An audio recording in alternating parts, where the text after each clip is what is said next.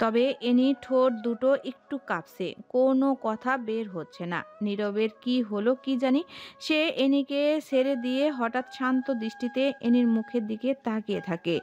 এনিও নীরবকে হঠাৎ এভাবে থেমে যেতে দেখে কিছু বলতে যাবে, তার আগেই নীরব এমন একটা কাজ করে বসে যেটা তার কল্পনার একদম বাহিরে। নীরব এনির মুখটা ধরে তার ঠোঁটে ঠোঁট ডুবিয়ে দেয়। এনি একদম স্ট্যাচুর মতো বসে আছে, তার দম আটকে গিয়েছে যেন। লজ্জায় অবাকের শীর্ষে গিয়ে সে না নড়তে পারছে, না কিছু করতে বা বলতে পারছে। নীরব অনেকক্ষণ পর এনিকে ছেড়ে দেয়।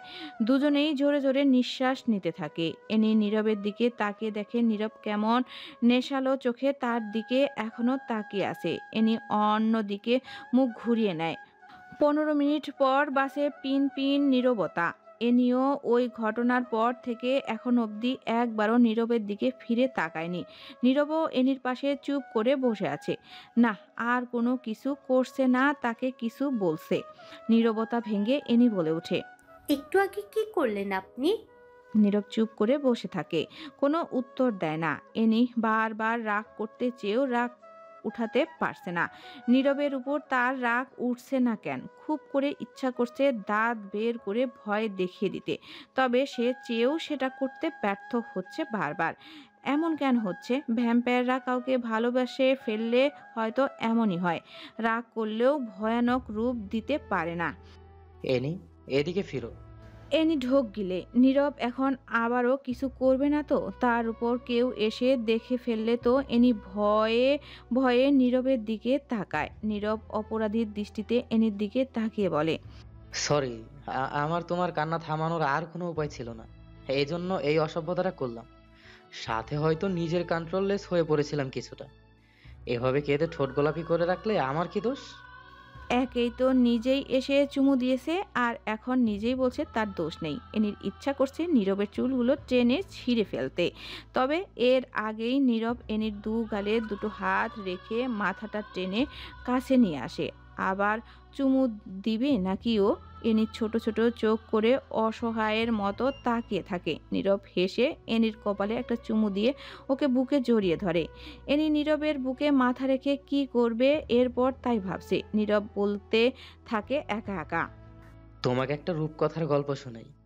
একটা সময় এক দেশে একটা ছেলে ছিল। সে প্রেমে পড়েছিল এক সুন্দরী ভ্যাম্পায়ারের। সেই ভূতনিটাও ছেলের প্রেমে পড়ে, তবে ভয়ে বলতে পারে না। এ, আপনি আমাকে ভূতনি বললেন কেন? এনির আগে চিল্লিয়ে ওঠে, পর মুহূর্তেই নিজেই চুপ হয়ে যায়। এসব কি হচ্ছে? নীরব কিভাবে জানলো সে একটা ভ্যাম্পায়ার? আর জানার পরও তাকে ভালোবাসলো? যেই দাঁত দেখে সবাই ভয় পায় সেই ঠোঁটে চুমু দিল। নীরব এনির দিকে তাকে শান্ত গলায় বলে, এখন হয়তো অনেকেই চলে আসবে, আমি অন্য জায়গায় গিয়ে বসছি। কাল বাদে পরশু অফিস খোলা, সেদিন না হয় তোমার প্রশ্নের সব উত্তর দিব। নীরব উঠে গিয়ে বেরিয়ে যায়। এনি এখনো থমকে বসে আছে। কি থেকে কি হচ্ছে সবটা তার মাথার দু হাত উপর দিয়ে উড়ে যাচ্ছে। নীরব কিভাবে জানলো সবটা জেনেও তাকে আপন করবে তো? নাকি এসব কোনো ছলনা? দিনের কথা মতো নির্দিষ্ট জায়গায় ফেরিয়া এসে দাঁড়িয়ে আছে। হঠাৎ পেছন থেকে কেউ এসে তার মুখ চেপে ধরে। তখনই ছাড়ুন আমাকে প্লিজ। কে আপনি? ফেরিহা চেঁচিয়ে উঠল, তবে তেমন কোনো লাভ হচ্ছে বলে মনে হচ্ছে না। ফেরিহাকে একটা আধ ভাঙ্গা কুঁড়ে ঘরে কেউ একজন আটকে রেখেছে। ভাঙ্গা জানালা দিয়ে যত দূর দেখা যাচ্ছে এটা কোনো পাহাড়ের উপরে। কে আপনি? কি চান? ফেরিহা প্রশ্ন ছুড়ে মারে সামনে বসে থাকা মুখোশধারী পুরুষের দিকে। ফেরিহার কথায় বাঁকা হেসে মুখের মাস্কটা সরিয়ে ফেলে সে। আপনি ফেরিহা অবাক হয়, সবাইকে প্রোটেক্ট করার কথা যার, সে নিজেই ওকে আটকে রেখেছে। আফ্রিদ ছেলেটার নজর এমনিও কয়েকবার ফেরিহার ভালো মনে হয়নি, পরে আবার ভেবেছিল হয়তো এসব তার মনের ভুল। নিশ্চয় কোনো বদ মতলবে ফেরিহাকে এখানে এনেছে ছেলেটা। তবে ফেরিহা ভয় পায় না, উপরওয়ালার প্রতি তার বিশ্বাস আছে। এতক্ষণে ফারদিনও হয়তো সেখানে চলে এসেছে। ও ঠিকই ফেরিহাকে খুঁজে বের করবে। কি ভাবছ? চিৎকার করবে? করো, তোমাকে মানা করছি না। কারণ এখানে আশেপাশে দূর দূরান্তর একটা পাখিও নেই। চিল্লাও। ফেরিহা হাতের বাঁধন খোলার বৃথা চেষ্টা চালিয়ে যাচ্ছে। ফলস্বরূপ হাত কেটে একটু একটু করে ফোঁটা ফোঁটা রক্ত বের হতে থাকে। ফেরিহা তাও থামে না। ওইদিকে আফ্রিদ নিজের হাতটা ফেরিহার শরীরে রাখতে যাবে, ঠিক তখনই হঠাৎ বাতাসের ধাক্কায় ঘরের পাশে গিয়ে পড়ে। আও আও, হোয়াট দ্য হেল!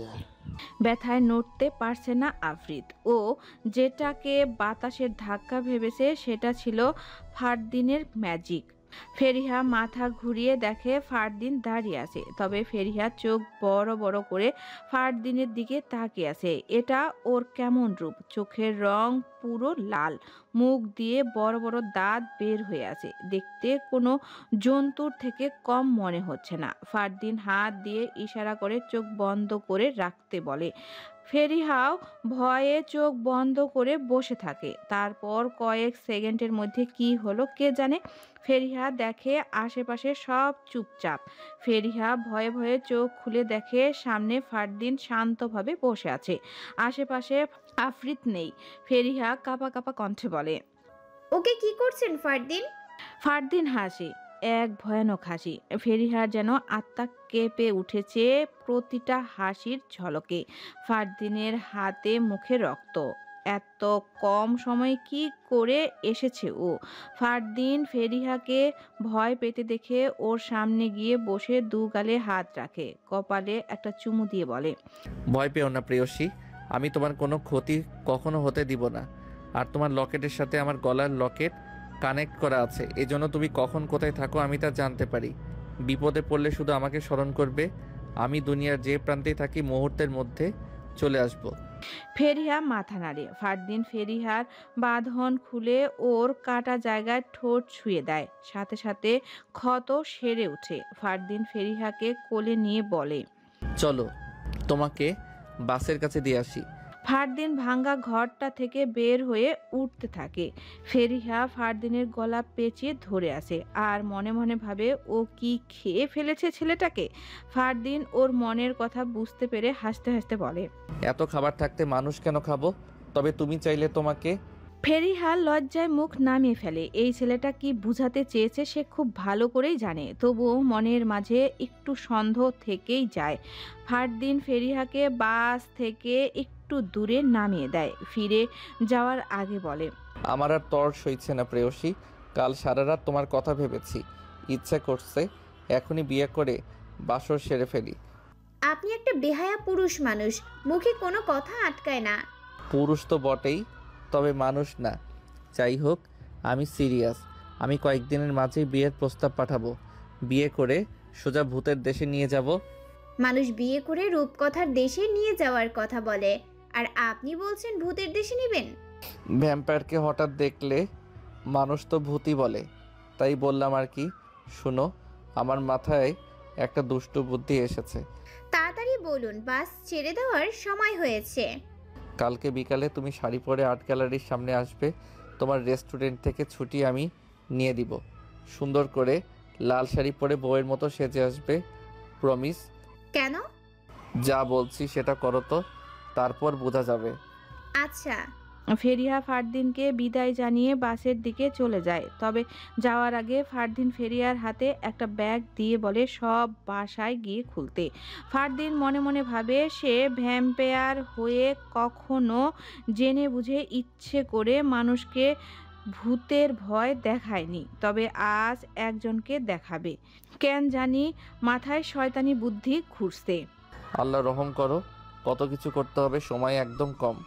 অসগার্ড রাজ্য আজ পুরো কালো ছায়ায় ছেয়ে গিয়েছে। রাজা ফায়াজ তার সৈন্যদের সাথে রাজদরবারে বসে কথা বলছে। নানান উচ্চ পদস্থ লোকজন এখানে আছে।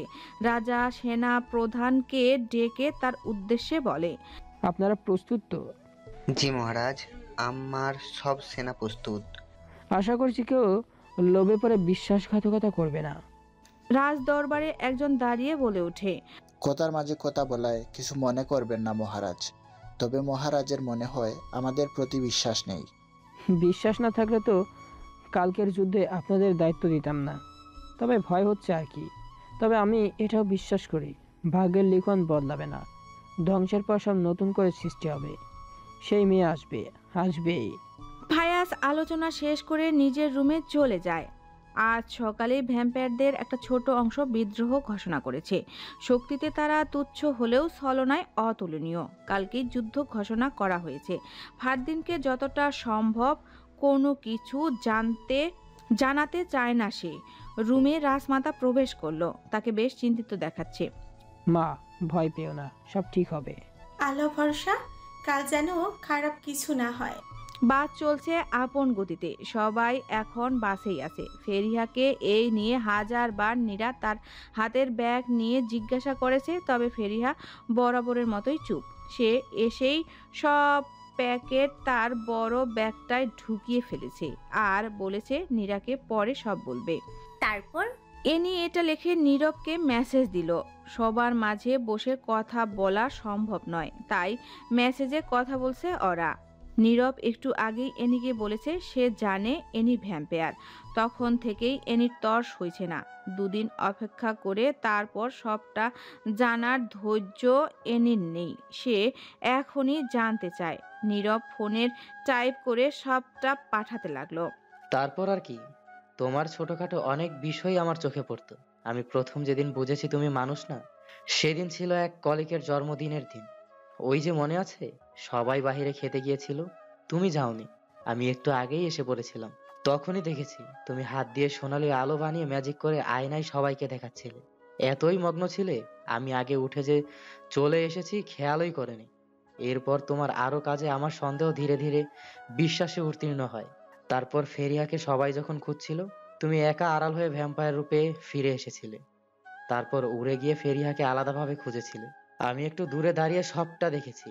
তবে বিশ্বাস করো, এইসব আমার মনে তোমার প্রতি ফিলিংসের এক বিন্দুও কমায়নি। আমি এখনো তোমাকে অসম্ভব ভালোবাসি।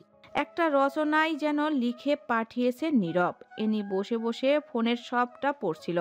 এখন তার কাছে সবকিছু পানির মতো ক্লিয়ার। সে মুচকি হাসে। যাক, এখন আর গোপন করতে হবে না। তবে তাকে ভাবায় অন্য কিছু। কালকে বাবা হঠাৎ ফিরতে বলেছে কেন? কাল কি হতে চলছে ভ্যাম্পায়ার রাজ্যে? আজ ঘুম থেকে সবাই দেরিতে উঠেছে। তবে একটা বিষয় নীরাকে খুব ভাবাচ্ছে। ফেরিয়া সে দুপুর গড়িয়ে বিকাল হয়ে গেল, এখনো বারান্দায় বসে সেজেই যাচ্ছে। কি এমন দরকার আজ এভাবে সাজার? বারান্দার দরজা খুলে ফেরিহাকে দেখে নীরা অবাকের চরম পর্যায়ে চলে যায়। ফেরু। ফেরিহা মুখ উপর করে তাকায়। ছোট্ট বারান্দার চারপাশে একটা পা ফেলার জায়গাও বাকি নেই। সব জায়গায় মেকআপ জুয়েলারি ছড়িয়ে ছিটিয়ে আছে। ফেরিহা ঠিক নববধূর মতো করে সেজেছে। লাল টুকটুকে শাড়ি পরাতে বউই লাগছে, তার উপর ভারী মেকআপ। শুধু একটাই জিনিসের কমতি আছে, সেটা হলো মেয়েদের জুয়েলারি। তবে এমনটা না যে সেটা নেই, নিচেই ভারী গয়নাগুলো পরে আছে। দেখে মনে হচ্ছে স্বর্ণের। তবে ফেরিহা সাজতে সাজতে বলে, ওগুলো পরবো না রে, নয়তো বের হওয়ার সময় সবাই সন্দেহ করবে। তাই শুধু শাড়ি পরেই সেজেছি। ফেরু, সত্যি করে বল তো, তুই কি করতে যাচ্ছিস? খোদার কসম, একটা মিথ্যা কথাও বলবি না। ফেরিহার হঠাৎ মুখটা ছোট হয়ে যায়। এখন নীরাকে সব না বলে বের হওয়া যাবে না। তার উপর বিয়ের মতো জীবনের বড় সিদ্ধান্তটা পরিবারের একজনকে অন্তত জানাতে হবে। না হয় পরে ফারদিনের কাছে যেতে হলে বা অন্য যে কোনো ব্যাপারে ফেরিহা কি করবে? ফেরিহা প্রথমে নীরাকে বসিয়ে দিয়ে রুমে যায়। গস আর গ্লাসটা হাতে করে নিয়ে আসে। এক গ্লাস পানি ঢেলে নীরার হাতে দিয়ে বলতে থাকে, এখন তোকে আমি একটানা সব সত্যটা বলবো, এক চুল পরিমাণ মিথ্যাও না। তবে কথা দিয়ে কাউকে বলবি না। আর তাছাড়া তোকে এমনিও সব বলতাম আমি। আমি আসলে বিয়ে করতে যাচ্ছি। কি? আস্তে নিরু, চিল্লাস না, কেউ এসে পড়বে। ঠিক আছে, তবে কে, কার সাথে, এসব কখন হলো? আর মাকে না জানিয়ে এত বড় কাজ কি করে ঠিক হবে? আমি আবেগে সিদ্ধান্ত নিচ্ছি না রে নীরা।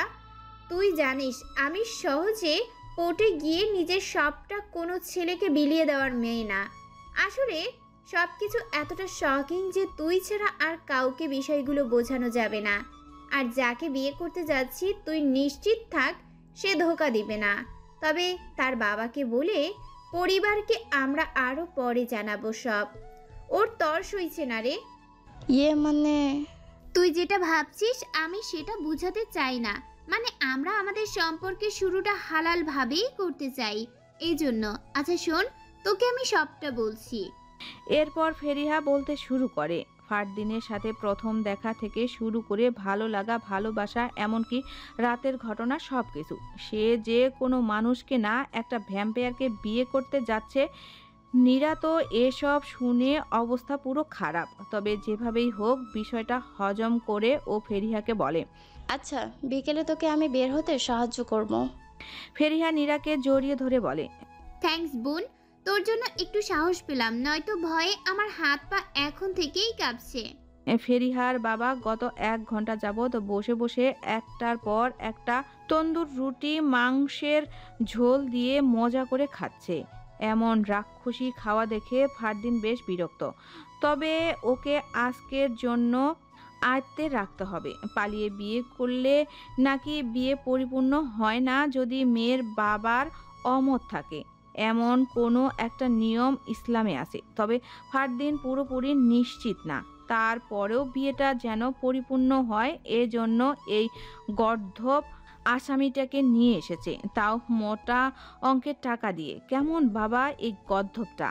টাকা পেয়ে এক পায়ে এখানে আসতে রাজি হয়ে গেছে। টাকার জন্য নিজের মেয়েকে বিক্রিও করে দিতে পারে। অবশ্য যে লোকটা নেশা করে নিজের স্ত্রীকে নিজ হাতে উপরে পাঠিয়ে দিয়েছে, তার থেকে আর বেশি কি বা আশা করা যায়। কালই ফারদিন সব খোঁজ খবর নিয়ে এসব জানতে পেরেছে। ফেরিহাকে এখন বলবে না, খুশির সময় এত কষ্ট মেয়েটা সহ্য করতে পারবে না। তবে এই লোকটাকে শাস্তি যা দেবার ফারদিন ব্যবস্থা করে রেখেছে। এখন শুধু বিয়েটা হোক একবার। স্যার, মেয়েটা এসে পড়েছে। মেয়েটা না, এখন থেকে ম্যাডাম বলবে। সে তোমাদের স্যারের বউ। জি sir, sorry. Fardin art gallery থেকে বেরিয়ে পেছনে চলে যায়। আর্ট গ্যালারির পেছনেই ছোট্ট করে স্টেজ বানিয়েছে। সেখানে কাজী, বর, কনে দুজন সাক্ষী আর কনের বাবা থাকবে। ছোট ও সাবলীনভাবেই বিয়েটা হবে। ফারদিনও ফেরিহার শাড়ির কাজের সাথে মিলিয়ে একটা পাঞ্জাবি আর শেরওয়ানি পরেছে। ফারদিন হাতের ঘড়িটা ঠিক করতে করতে বাহিরে এসে হঠাৎ চোখ আটকে যায় তার। ফেরিহা লাল শাড়ি পরে মাথায় কাপড় দিয়ে বসে আছে। তবে মুখটা দেখা যাচ্ছে না মাথার ওড়নাটার জন্য। তবুও দূর থেকেই মেয়েটাকে অনেক সুন্দর লাগছে। শাড়িতে মেয়েদের আসলেই একটু বেশি সুন্দর লাগে। ফারদিন গিয়ে ওর জায়গায় বসে। সামনে বসা ফেরিহা, মাঝখানে ফুল দিয়ে বানানো পর্দা দিয়ে সব ঢাকা, যেন একজন অন্যের চেহারা দেখতে না পায়। ফেরিহার বাবাকেও ডেকে আনা হলো। তবে লোকটা এতটাই খবিশ, হাতে করে গরুর বাটিটা নিয়ে এসেছে। এক পিস করে দাঁড়িয়ে মুখে দিচ্ছে আর ইশারায় কাজীকে বলছে শুরু করেন। কাজীও এমন কাজে বেশ বিরক্ত। তবে ফারদিনকে দেখে শান্তভাবে বিয়ে পড়াতে শুরু করে। প্রথমে ফেরিহাকে জিজ্ঞাসা করা হয়। ফেরিহা কাঁপা কাঁপা কণ্ঠে 3 বার কবুল বলে ওঠে। তারপর না চাইতেও চোখ ভিজে আসে তার। জীবনের সবচেয়ে বড় সিদ্ধান্ত সে একা নিল। তার সাথে নীরাও এসেছে। সেই বান্ধবীর বিয়ে খেতে যাওয়ার বাহানায় এসেছে ওকে নিয়ে। ফেরিহাকে জড়িয়ে ধরে শান্ত করে আর ফারদিনকে জিজ্ঞাসা করতেই সে এক লাফে বলে দেয়, উপস্থিত সাক্ষী দুজন হেসে ফেলে এসব দেখে। বিয়েটা পরিপূর্ণ হয়। বিয়ে শেষে মাঝখানে ফুলের পর্দা সরিয়ে ফেলা হয়। এখন দুজন দুজনকে দেখতে পারবে। এটা হালাল। ফারদিন ফেরিহার কাছে গিয়ে ওর ঘোমটা উঠিয়ে দেয়। বুকের ভেতর যেন ধক করে ওঠে। এই মেয়েটা এখন তার বউ, একে নিয়ে সারা জীবন থাকবে সে। কি মায়াবী লাগছে ফেরিহাকে। ফারদিন আস্তে করে চোখের জল মুছে দেয়। ফেরিহাও ফারদিনের দিকে তাকায়। সুঠাম দেহের অধিকারী ভ্যাম্পায়ারটা এখন থেকে তার স্বামী। সবাই উঠে উপস্থিত সবাইকে সালাম জানায়। ফেরিহার বাবাও টাকা নিয়ে নাচতে নাচতে চলে যায়। একবার মেয়ের সাথে কথাও বলে না। ফেরিহার খুব খারাপ লাগে। ফারদিন ওর এক পাশে হাত রেখে ওকে শান্ত করে।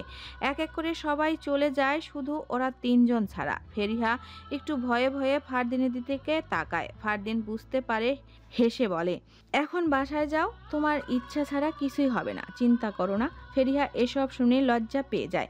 ফারদিন ছেলেটা একটু বেশিই ভালো, সেই বারবার ভুল বুঝে। ওদেরকে দিয়ে আসতে ফারদিন একটা গাড়ি পাঠায়। গাড়িতে ফেরিহা আর নীরা উঠে পড়ে। বিদায় জানাতে জানাতে ফারদিন বলে, সাবধানে যেও, বাসরও করি নাই এখনো। নীরা হো হো করে হাসতে থাকে। বেচারা, তোর উচিত ছিল আজকে এখান থেকে যা ফেরু, বাসায় আমি ম্যানেজ করে নিব। যা, কি বলিস? ঠিকই বলেছিস। ঘোড়ার ডিম, চুপ থাকতো। আমি এসবের জন্য এখনো রেডি না। শুরুতেই কেউ রেডি থাকে না, পরে সবাই। আর একটা বাজে কথা বললে গাড়ি থেকে দরজা খুলে বের করে দিব, চুপ থাক। নীরা হাসতে থাকে। ফেরিহা বসে বসে কল্পনা করতে থাকে তাদের ভবিষ্যতের ছোট্ট একটা সাজানো গোছানো সংসার হবে। আচ্ছা, এসব সত্যি হবে তো? কোনো ঝড় এসে উড়িয়ে নিবে না তো সব স্বপ্নগুলোকে? ভ্যাম্পায়ার রাজ্যে এখন শুধু ধোঁয়া দেখা যাচ্ছে। আশেপাশে সব কিছু আধ ভাঙ্গা হয়ে পড়ে আছে। ফায়াজ তার সৈন্যদের নিয়ে যুদ্ধে জেতার শেষ চেষ্টা করছে, তবে দুর্ভাগ্য হলো রাজ্যের বেশিরভাগ ভ্যাম্পায়ারকে জোসেফ, যাকে কিনা রাজা সবচেয়ে বেশি বিশ্বাস করত, সেই ওই হিরে নিয়ে ভুল বুঝিয়েছে। সবাই ভাবছে হিরেটা সরিয়ে সে শক্তি তার ভাগ করে নেবে, তবে ওরা তো জানে না ওই হিরেটা ভ্যাম্পায়ারের রাজ্যের মূল শিকড়। ওটা কেউ সরিয়ে ফেললে তার শক্তির জোর আমরা কেউ সহ্য করতে পারবো না। পুরো রাজ্যের সব ভ্যাম্পায়ার পাথর হয়ে যাবে। তখন যদি ওই মেয়ে না আসে, ওই মেয়ে ছাড়া কেউ পারবে না এসব ঠিক করতে। তখন একা একা আরো অনেক কথা বলতে থাকে রাজা। এমন সময় পিছনে ফিরে দেখে ফারদিন দাঁড়িয়ে। ওকে এই অসময়ে এখানে দেখে রাজা বেশ চমকে যায়। ফারদিন রাগে চোখ মুখ শক্ত করে আছে। রাজ্যে যুদ্ধ হচ্ছে, অথচ তার বাবা তাকে জানানোর প্রয়োজন মনে করেনি। সে যেই তার নিজের এক গুপ্তচর থেকে খবর পেয়েছে অমনি এখানে ছুটে এসেছে। বাবা, এসব কি? আমাকে কেন জানাওনি? ফায়াজ ফারদিনকে শান্ত করার চেষ্টা করে, তবে ফারদিন শান্ত হয় না। সে কাপুরুষের মতো নিজে দূরে গিয়ে বসে থাকতে পারবে না যখন কিনা তার রাজ্যেই এমন বেহাল দশা। ফারদিন দ্রুত পোশাক পাল্টে তলোয়ার নিয়ে বেরিয়ে যায়। ফায়াজও তাকে আটকায় না। তুই প্রমাণ করে দিলি তুই যোগ্য রাজা হবি। এইদিকে এ নিয়েও সবটা খবর পেয়ে দ্রুত ফেরিহার কাছে যাচ্ছে। সে জানে তার বাবা ভাই যা করছে তা পুরো ভুল। একমাত্র ফেরিহাই পারবে সবটা ঠিক করতে। সময় গড়িয়ে এখন রাত হয়ে গিয়েছে। যুদ্ধ এখনও চলমান। রাজ্যের সাধারণ ভ্যাম্পায়ারদের ভুল বোঝানো হয়েছে। সবাই যখন বাহিরে যুদ্ধে ব্যস্ত, তখনই রাজমাতা সেই জাদু কক্ষে হীরাটার সামনে দাঁড়িয়ে বারবার আল্লাহর স্মরণ করছে। এমন সময় রুমে আসে রাজকুমারী। তুমি এখানে? আমাকে মাফ করে দেবেন রাজমাতা, তবে রাজকুমার ফারদিন আমার না হলে আমি তাকে অন্য কারো হতে দিব না। কথাটা বলেই রাজকুমারী রাজমাতার দিকে ইশারা করে একটা কালো ধোঁয়া ছেড়ে দেয়। অমনি সে জ্ঞান হারায়। এই সেই রাজকুমারী যে ফারদিনকে এতদিন ধরে পছন্দ করে আসছে। রাগের বশে সে শত্রুদের সাথে হাত মিলাতে একটুকু ভাবেনি। এমন সময় রুমে জোসেফ আসে। কাজ হয়ে গিয়েছে? হ্যাঁ, আপনি যেভাবে বলেছেন সেভাবেই করেছি। পাহারায় থাকা প্রহরীদের আগে অজ্ঞান করেছি। ওই যে আপনার হীরা। রুমের ঠিক মাঝখানের নিচে গোলাকার কারুকার্য করা, তার উপর বেগুনি রঙের আলো ছড়িয়ে হীরাটা উপরে ভাসছে। জোসেফ আর লোভ সামলাতে পারে না, দৌড়ে গিয়ে হীরাটাকে সেখান থেকে ধরে সরিয়ে ফেলে। হঠাৎ আকাশ ভীষণ শব্দে গর্জে ওঠে, পুরো রাজ্য এক অদ্ভুত আলোয় ভরে যাচ্ছে। ফারদিন যুদ্ধের ময়দানেই তরবারি চালাচ্ছিল, সেও তার প্রতিপক্ষ উভয়ই থেমে যায়। ফায়াজও রাজমহলের সামনে ছিল। এমন আকাশ দেখে সে বুঝে ফেলে যা ঘটার আশঙ্কায় ছিল তা ঘটে গিয়েছে।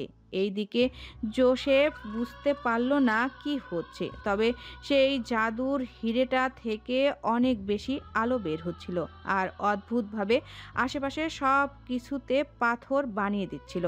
জোসেফ দৌড়ে পালাতে চায়, তবে তার আগেই তার পা থেকে মাথা অবধি সব কিছু পাথর হয়ে যায়। রাজকুমারীও পাথর হয়ে যায়। এক এক করে সেই আলোর রাজমহল ছাড়িয়ে পুরো রাজ্যের সবাইকে পাথর বানাতে থাকে। ফারদিনও সবাই যুদ্ধ থামিয়ে দেয়, সাধারণ ভ্যাম্পায়াররা থেকে শুরু করে বাদুর যাদের, ওরাও সবাই নিজের ভুল বুঝতে পারে। ওরা সেই হীরাকে যেমন ভেবেছিল সেটা তেমন না। এই হীরাকে সেই জায়গা থেকে সরিয়ে সবচেয়ে বড় ভুল হয়েছে। ফায়াজ সহ বাকিরাও এক এক করে পাথর হয়ে যায়। এনি কি করবে বুঝতে পারছে না। সে তাড়াতাড়ি একটা ছোট্ট জাদুর পাখিকে এনে তার পায়ে একটা কাগজ বেঁধে দেয়, সেখানে সব ঘটনা সব কিছু লিখেছিল। যাও হেলিনা, এই বার্তাটা সেই মেয়েটার কাছে পৌঁছে দাও। পাখিটি দ্রুত উড়ে যায়। এনি শেষবারের মতো সবাইকে দেখতে থাকে। ফায়াজও পাথর হয়ে গিয়েছে। ফারদিনও পাথর হওয়ার ঠিক আগ মুহূর্তেই ফেরিহার কথা কল্পনা করে। গলার লকেট স্পর্শ করে বলে, আমাকে মাফ করে দিও প্রেয়সী, তোমার কল্পনার সংসারটার আমি বাস্তবে রূপ দিতে পারিনি। অতঃপর ধীরে ধীরে পুরো রাজ্য পাথরের একটা স্তূপে পরিণত হয়। ফারদিন শেষবারের মতো গেস্ট হাউসের সেই রাতের কথা কল্পনা করে পরের দিন সকালে।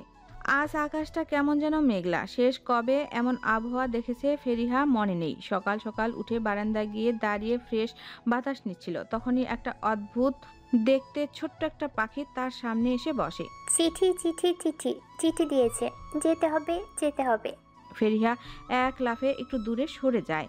এই পাখিটা বলল কথাগুলো। কেমন হলুদ রঙের একটা পাখি, তার উপর নীল রঙের দাগ কাটা। আগে কখনো দেখেছে বলে মনে হয় না। পাখিটা আবারও একই কথা বলতে থাকে। এবার ফেরিহার মনে একটু সন্দেহ জাগে। কাছে গিয়ে দেখে পাখিটার পায়ে একটা কাগজ বাঁধা। খুলে হাতে নিয়ে পড়তে শুরু করে। ফেরিহার মুখের ভঙ্গি হঠাৎ বদলে যায়। ভয়ে তার নাজেহাল অবস্থা। ফারদিন, আমি আসছি। ফেরিহা দ্রুত চিঠিতে বলা কাজটা করে। এনি সব ঘটনা সব কিছু লিখে দিয়েছে। ফেরিহা কিভাবে সেই রাজ্যে পৌঁছাবে তাও বলে দিয়েছে। কথা মতো ফেরিহা পাখিটার একটা ছোট্ট পালক ছিঁড়ে নেয়। ঘরের আয়নায় স্পর্শ করতেই সেটা পানির মতো ঢেউ খেলতে শুরু করে। ফেরিহা ভয়ে ভয়ে ভেতরে ঢুকে যায়। কোথায় আসলাম আমি? ফেরিহা একা একা বলে ওঠে। চারপাশে সব কিছু পাথর হয়ে গেছে। এখানকার বাড়ি ঘর সব কিছু অনেক অদ্ভুত। ফেরিহা ধীরে ধীরে হাঁটতে শুরু করে। আশেপাশে একটা পাতা পড়ারও আওয়াজ হচ্ছে না। ফেরিহা হাঁটতে হাঁটতে একটা বড় ময়দানে এসে থামে। তার চোখ একদম বড় বড় হয়ে যায়। কি বাজে দৃশ্য! এত এত মানুষ, সবাই এক একজন এক এক ভঙ্গিতে পাথর হয়ে গিয়েছে। কেউ বা বসে আছে, কেউ বা হাত উঁচু করে তলোয়ার ধরেছে। সবাই পাথর হয়ে আছে। এরা প্রত্যেকে ভ্যাম্পায়ার, সেটা ফেরিহা জানে। ফেরিহা আর সময় নষ্ট না করে হাঁটতে থাকে। অনেকটা পথ পাড়ি দিয়ে সে রাজমহলের সামনে এসে দাঁড়ায়। একটা বিশাল রাজবাড়ি, প্রতিটা কারুকার্য থেকে নানান ফলক, সব কিছুই বেশ ঐতিহাসিক। এসব রাজমহল মুভিতেও দেখা যায় না। ফেরিহা বড় মেন দরজাটা ধাক্কা দিতেই সেটা খুলে যায়। এমন শুনশান পরিবেশেও হঠাৎ দমকা হাওয়া বইতে শুরু করে, যেন এই বাড়ি, এই পথ অধীর আগ্রহে ছিল এই মানবীর জন্য। ফেরিহা ভেতরে চলে যায়। এক এক করে প্রতি তালার কামরায় যেতে থাকে। অবশেষে সেই কাঙ্ক্ষিত রুমে আসে। এই তো সেই হীরা। এখন এটাকে সেই গোল জায়গাটায় রাখতে হবে। ফেরিহা দৌড়ে ভেতরে চলে যায়। এখানেও ৩ জন উপস্থিত আছে, তবে তারা প্রত্যেকে পাথর হয়ে গিয়েছে। ফেরিহা সাবধানে জোসেফের সামনে গিয়ে দাঁড়ায়। প্রথম দেখায় চিনতে একটুকু অসুবিধা হয় না। এ তো সেই ছেলে যার সাথে আমার বিয়ের কথা ছিল। তার মানে ও একটা খারাপ ভ্যাম্পায়ার। একটুর জন্য বেঁচে গিয়েছি। ফেরিহা জোসেফের হাত থেকে খুব সাবধানে হীরাটা নেয়। আগের জায়গায় গিয়ে হীরাটা রাখতেই সেই খুবই উজ্জ্বল আলো দিয়ে চলতে শুরু করে। ফেরিহা ভয় পেয়ে পিছনে সরে যায়। সে কি কিছু ভুল করলো? ফারদিনকে সুস্থ করতে পারবে তো সে? সেই আলো ধীরে ধীরে পুরো রাজবাড়িতে ছড়িয়ে যায়। অতঃপর পুরো অসগার্ড রাজ্য এক এক করে সব পাথর গলতে শুরু করে। সবার দেহে যেন আবার প্রাণ চলে আসে। রাজমাতার দেহে প্রাণ আসতেই সে ফেরিহাকে দেখে চমকে যায়। এই মেয়েটা কে? কে তুমি? তোমাকে তো কোনো ব্যাপার মনে হচ্ছে না। তুমি কি সবাইকে বাঁচিয়েছ? ফেরিহার হঠাৎ এমন করে কাউকে প্রশ্ন করতে দেখে ভয় পেয়ে যায়। একটু পিছিয়ে মাথা নাড়িয়ে বলে, হ্যাঁ। এমন সময় রাজকুমারী আর জোসেফেরও জ্ঞান ফিরে আসে। জোসেফ ফেরিহাকে দেখেই চিনে ফেলে। এই মেয়ে এই অসীম শক্তির অধিকারী মানবী। সে মানুষ হয়ে ভ্যাম্পায়ার রাজ্যে রাজ করবে। ফেরিহাকে দেখে জোসেফের এত ভীত চেহারা দেখে রাজমাতাও বুঝে ফেলে এই হলো তাদের রাজ্যের হবু রানী। রাজমাতা খুশি হয়। এমন সময় প্রহরীর দ্রুত ভেতরে এসে জোসেফ ও রাজকুমারীকে রাজদ্রোহিতার অপরাধে বন্দি করে কারাগারে নিয়ে যায়। ফেরিহা এত সব দেখে কি করবে বুঝতে পারে না। দৌড়ে সেই রুম থেকে বের হয়ে নিচে চলে যায়। রাজমহল থেকে বেরিয়ে এসে ফারদিনকে পাগলের মতো সব জায়গায় খুঁজতে থাকে। ফারদিন, ফারদিন কোথায় আপনি? চোখ যায় দূরে গলতে থাকা এক বিশাল পাথরের উপর। রাজকীয় পোশাকে আছে ফারদিন। ধীরে ধীরে সেও স্বাভাবিক হয়ে এসেছে। ফারদিন চোখ খুলে আবসা আবসা ভাবে ফেরিহাকে দেখতে পায়। কাপা কাপা গলায় বলে ওঠে, প্রেয়সী। ফেরিহা দৌড়ে এসে ফারদিনকে জড়িয়ে ধরে। একের পর এক প্রশ্ন করতে থাকে। ফারদিন বুঝতে পারে এই সেই মেয়ে যার কথা বইয়ে লেখা ছিল। সে তার যোগ্য পাত্রীকেই ভালোবেসেছে। তবে মেয়েটা এত কম সময়ে এত কিছু হওয়ায় খুব ভয় পেয়ে গিয়েছে। চোখ দিয়ে পানি পড়ছে। ফারদিন ফেরিহার চোখের পানি মুছে দিয়ে বলল, ভয় নেই, এখন সব ঠিক হয়ে গিয়েছে। কেউ আর কিছুই করতে পারবে না। কিন্তু বলবো, অবশ্যই বলবো। তোমাকে সব বুঝিয়ে বলবো আমি। একটু সবুর করো। কিসের সবুর? আমি কত ভয় পেয়েছিলাম জানেন? ফারদিন ফেরিহার কপালে একটা চুমু দিয়ে ওকে শক্ত করে জড়িয়ে ধরে। এখন আর তোমাকে কিচ্ছু ভাবতে হবে না, আমি সব ঠিক করে দিব। এখন আমাদের গল্পটা নতুন করে শুরু হবে। ফারদিনের কথার মাঝে দেখতে পায় সবাই যুদ্ধ থামিয়ে একে অপরকে সাহায্য করছে। এখন যেন কোনো জাতের কোনো ভেদাভেদ নেই, কেউ কারো শত্রু না। ফারদিন বুঝতে পারে আজকের পর থেকে সব ঠিক হয়ে যাবে। 1 মাস পর। নীরব, ছাড়ুন তো। এনির কথায় পাত্তা না দিয়ে নীরব তার ডেস্কে বসে বসে এক হাত দিয়ে কম্পিউটার চালাচ্ছে আর অন্য হাত দিয়ে এনির ওড়না পেঁচাচ্ছে। এনি বারবার বলার পরও ছেলেটা দুষ্টুমি থামাচ্ছে না।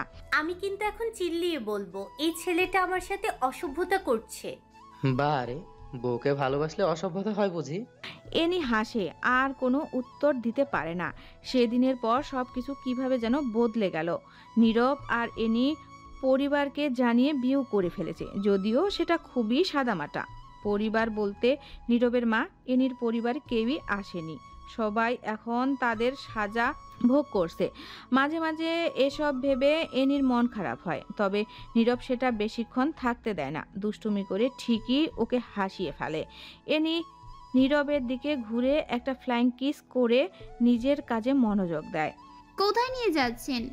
ফেরিহার কথায় ফারদিন কোনো জবাব দেয় না। একটু আগে ফেরিহাকে বিল্ডিংয়ের ছাদ থেকে এক প্রকার কিডন্যাপ করেই উড়ে চলে এসেছে ফারদিন। ফেরিহা তো ভয়ে শেষ। কেউ দেখে ফেললে কি হতো? বাড়িতে ফারদিনকে পরিচয় করানো হয়েছে। খুব তাড়াতাড়ি অনুষ্ঠান করে ওদের বিয়ে হবে। তবে খালা এখনো জানে না তার ঘরের বাচ্চারা এখন ভ্যাম্পায়ারদের সাথে জুড়ে গিয়েছে। ফারদিন ফেরিহাকে নিয়ে সে গেস্ট হাউসে আসে। চোখে বাঁধা কালো পট্টিটা খুলে ফেলে। ফেরিহা অবাক হয়ে চারপাশ দেখতে থাকে। ফুলের পাপড়ি দিয়ে পুরো খোলা জায়গাটা সাজানো, ছোট ছোট ক্যান্ডেল লাইট বসানো আছে, মাঝে ছোট্ট একটা খাট, উপরে পাপড়ি দিয়ে সুন্দর করে সাজানো। কেমন লাগলো সারপ্রাইজ? অনেক অনেক সুন্দর। ফেরিহা ফারদিনকে জড়িয়ে ধরে আর বলতে থাকে, ভালো হয়েছে এখানে এনেছেন। আমি তো ভাবলাম আবার অসগার্ডে যাব। এই 1 মাসে কয়েকবার অসগার্ডে নিয়ে যাওয়া হয়েছে ফেরিহাকে। প্রথম প্রথম বেশ ভয় পেত, এখন একটু অভ্যাস হয়েছে। নানান অচেনা অনুষ্ঠান পালন করা হয়েছে ওকে নিয়ে। ভবিষ্যৎ রানী বলে কথা। যদিও ফারদিন আর ফেরিহা এখনও এসব দায়িত্বের জন্য প্রস্তুত না, এখনও তাদের মানুষ জীবন উপভোগ করা বাকি। শুধু কি চিন্তায় মগ্ন থাকবেন নাকি কিছু করব? ফেরিহা লজ্জায় পড়ে যায়। প্রতিবার ফিরিয়ে দিলেও এবার হয়তো ফারদিনকে আর আটকানো যাবে না। বিয়ে করে আর কতদিন বিবাহিত ব্যাচলার হয়ে থাকবে ছেলেটা। এবার তো তার নিজেরও খুব আপন করে নিতে ইচ্ছা করছে। ফারদিন ফেরিহাকে কোলে তুলে নিয়ে বিছানায় শুয়ে দেয়, কানের গোড়ায় একটা গভীর চুমু দিয়ে তার মাঝে হারিয়ে যায়। ভাইরাল হওয়ার আশায় এর চেয়ে বেশি লুচুগিরির রোমান্স দিতে পারলাম না। বাকিটা কল্পনা করে নিয়েন। অনেক অনেক বছর পরের কথা। পৃথিবীর মানুষ এখনো ভ্যাম্পায়ারের অস্তিত্ব সম্পর্কে জানে না। পৃথিবীর বুকে কোনো এক গহীন জঙ্গলে অসগার্ড রাজ্যটা লুকিয়ে আছে, যেখানে সব ভ্যাম্পায়ার মিলে মিশে থাকে।